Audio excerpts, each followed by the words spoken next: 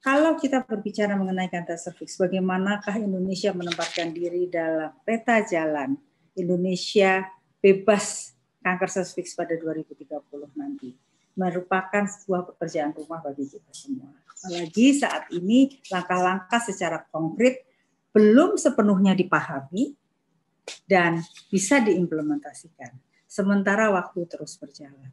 Pekerjaan rumah bagi kita semua, bagaimana kita bisa mengajak para pemangku kepentingan, pengambil kebijakan untuk segera melakukan langkah-langkah dan mendorong agar peta jalan tersebut dapat segera terrealisasikan dan dapat diimplementasikan.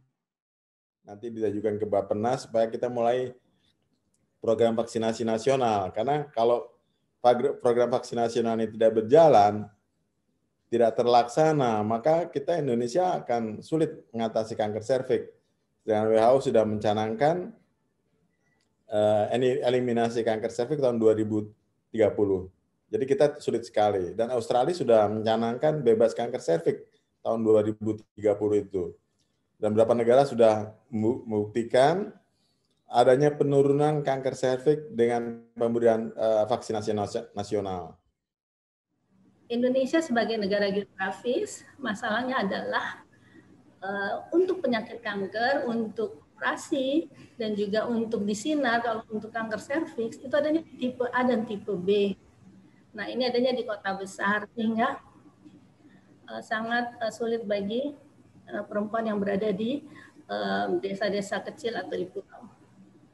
Cakupan program dari pemerintah masih harus dipercepat karena cakupannya masih rendah, dan akhirnya pasien kanker itu berobat ke dokter setelah terdiagnosa stadium lanjut. Kebijakan pencegahan kanker serviks menggunakan vaksinasi HPV itu merupakan strategi yang cost efektif. Selain itu, kebijakan ini juga akan menurunkan future expenses ya ke biaya yang dibutuhkan untuk membiayai kanker serviks. Kemudian kalau dari sisi budget itu juga saya bisa bilang affordable gitu untuk Indonesia.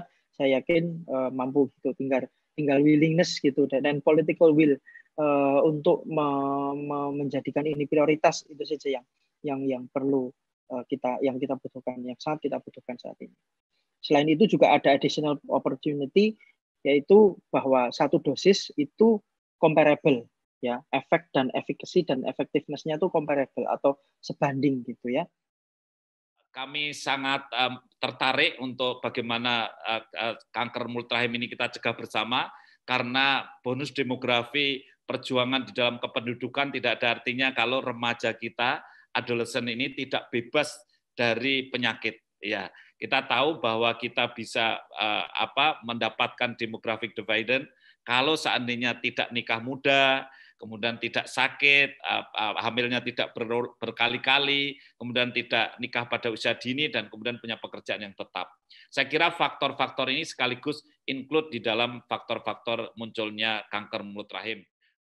Dengan pencanangan WHO di tahun 2030 seluruh negara setidaknya 90% anak perempuan di bawah 15 tahun itu bisa divaksinasi, 90% perempuan-perempuan yang didiagnosa kanker serviks bisa mendapatkan pengobatan, itu bisa dijadikan akselerasi bagi Republik ini agar perempuan Indonesia bebas kanker serviks pada tahun 2030 insya Allah. Dan tadi kalau saya menyimak disampaikan oleh budaya, faktor psikologis yang membuat deteksi dini bagi para perempuan itu terkait dengan kanker mulut rahim ini agak terhambat. Kalau 1 tahun hanya 1 kabupaten yang akan aware dengan masalah ini, akan berapa lama? Nah, oleh sebab itu, mumpung ini ada pemangku kepentingan, ada dari pemerintah, ada legislator. Oke, bagaimana roadmap ini harus diperkuat? Misalnya dengan rencana kita harus membuat SOP-nya yang benar, itu undang-undang kanker nasional itu harus ada, supaya ada penerapan dari dininya sampai kemudian dari hulu sampai hilirnya itu selesai. Artinya sama, protapnya itu sesuai dengan apa yang diharapkan oleh masyarakat, agar nanti endingnya itu masyarakat Indonesia itu sehat semua. Jadi tidak ada yang meninggalkan sisa-sisa penyakit berat apalagi. vaksin secara nasional itu sebetulnya tak dapat ditawar-tawar lagi.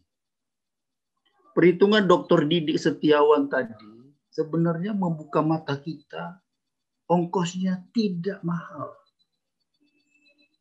Untuk 2,3 juta perempuan umur kelas 5, kelas 6 itu diperlukan 324 miliar setahun. Itu bukan anggaran yang besar loh. Dan menurut saya mestinya sudah menjadi salah satu legacy dari Presiden Jokowi untuk 2024 seperti tadi disusun di dalam perencanaan yang diusulkan oleh Mas Didi Setiawan tadi. Sebenarnya ini harus menjadi legasinya Jokowi. Bukan hanya dia bisa membangun bandara yang bagus, tol yang bagus, tapi juga dalam aspek kesehatan di dalamnya adalah program nasional vaksin cervix. Dan efektivitasnya dramatis.